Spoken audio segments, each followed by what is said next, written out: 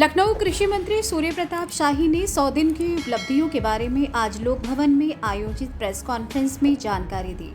उन्होंने कहा कि पीएम मोदी के नेतृत्व में किसानों की खुशहाली और समृद्धि के लिए हम प्रतिबद्ध हैं।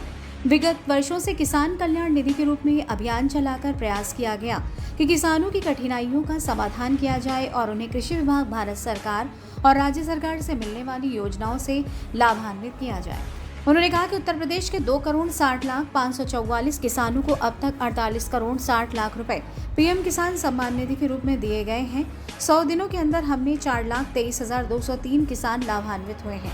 हम लोग पीएम किसान सम्मान निधि का सोशल ऑडिट कर हर गांव में कृषि विभाग के अधिकारी और लेखपाल जाकर किसानों को चिन्हित करने का काम करते हैं। यदि कोई अपात्र है तो उन्हें चिन्हित करते हैं।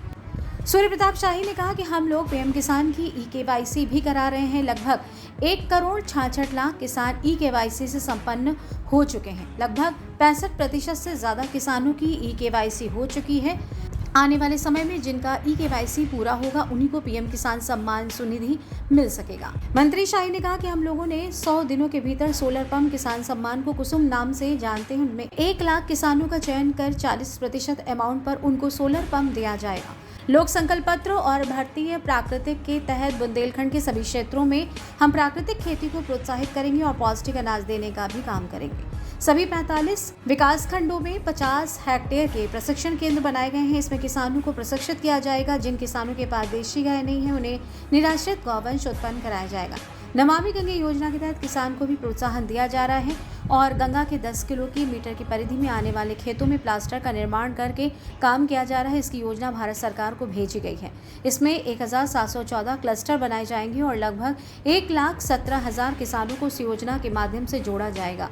कृषि मंत्री शाही ने कहा कि अभी हम लोगों ने 35 किसानों को महाराष्ट्र के भीतर गांव आधारित खेती करने के लिए भेजा। इनके साथ 20 अधिकारी भी गए तो वहां की तकनीक के साथ काम करेंगे। उन्होंने कहा कि पिछले 5 सालों में हमने 1,90,667 हेक्टेयर जमीन को खेती योग्य बनाया। हमारे 54 कृषि कल्याण केंद्र बनकर तैयार हैं। हमने 336 कृषि कल्याण केंद्र स्वीकृत किए थे।